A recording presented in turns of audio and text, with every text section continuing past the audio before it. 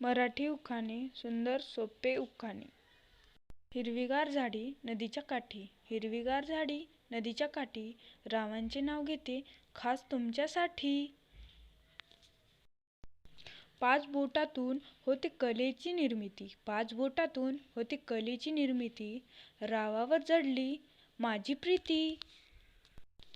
पुरणपोळीत तूप असावे ताजे आणि साजूक, पुरणपोळीत तूप असावे ताजे आणि साजूक, राव आहेत आमचे फारच नाजूक.